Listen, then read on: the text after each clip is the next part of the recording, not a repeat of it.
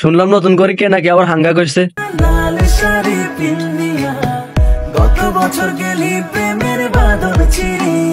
মোস্তাক তিশা করলে সেটা হয় সুগার ড্যাডি, আর যদি সেটা তাহসান করে তাহলে সেটা হয় নাকি পূর্ণতা। হায় রে বাঙালি, তাহসান ভাই হাঙ্গা করছে, নাম হচ্ছে রোজা। টাকা থাকলে 45 বছরে এসো 25 বছরে মেয়েকে বিয়ে করাটা একেবারে সোজা। আসসালামু আলাইকুম, আরশ পারভেজ। আর আজকে আমি কথা বলতে চাই আপনাদের সবার প্রাণ প্রিয় তাহসান ভাইকে।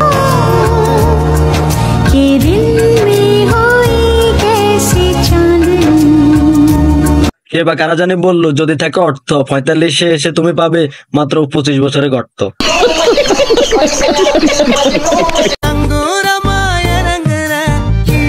এদেরকে নিয়ে বড় কথা বলবো, আগে আমাদের ভাই বেড়াদেরকে নিয়ে কিছু কথা বলা যাক। বলো বাবাজি। দেখ ভাই বেড়াদার, তাহসান ভাই থেকে কিছু আমাদের শিখার আছে। টাকার বিনিময়ে আর ওনার কোয়ালিটি আর সবকিছু দিয়ে উনি ডিভোর্সের পরও অবিবাহিত মেয়ে পাইছে, তারপরে ইনটেক মাল। আমার মনে হয় প্রত্যেকটা পোলাপানে একটা জিনিস শিকার আছে যে মেয়েরা অর্থের জন্য পাগল। আমি মনে করি এই বয়সে এসে মেয়েদের পিছনে না দৌড়িয়ে টাকার পেছনে দৌড়া, ভালো কাজ আসবে।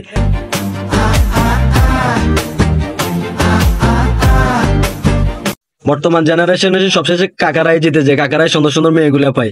আর আমরা যারা মেয়েদের সাথে প্রেম করে দিন কাটাই, কোনো টাকা পয়সা কামাই না।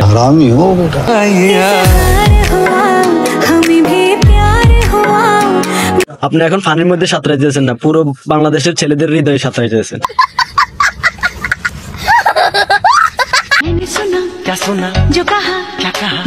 জাস্ট আমি বারবার একটা জিনিস ভাবি, এত সুন্দর মাইয়া পাইলে কই ভাই?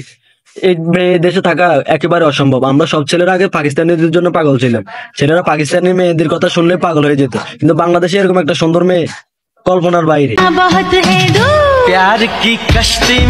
জাস্ট একটা জিনিস ভাবেন, একটা মেয়েকে ছেড়ে দিয়েছে, দ্বিতীয় বিবাহ করেছে, তারপরে যদি এত সুন্দর একটা মেয়ে পাই, তাহলে প্রথম বিবাহ যদি এভাবে করতো তাহলে আরো কত সুন্দর মেয়ে পাইতো।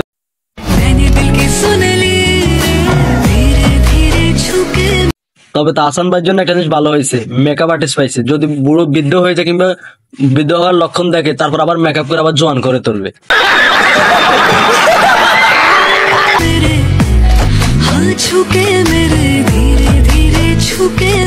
মানি ইজ পাওয়ার, সবসময় পাওয়ারফুল থাকে, এটার প্রমাণ আমরা আবারও পেলাম। এই বয়সে এসে এরকম মেয়ে পাওয়াটাও ভাগ্যের বিষয়। হ্যাঁ, যতবার ঝগড়া হয় ততবার ছেলেরাই জিতে যায়। বাংলা একটা কথা আছে না, পুরুষ রাগ করলে হয় বাদশা, আর মেয়েরা যদি রাগ করে আমি বলুম না, আমার শরম করে।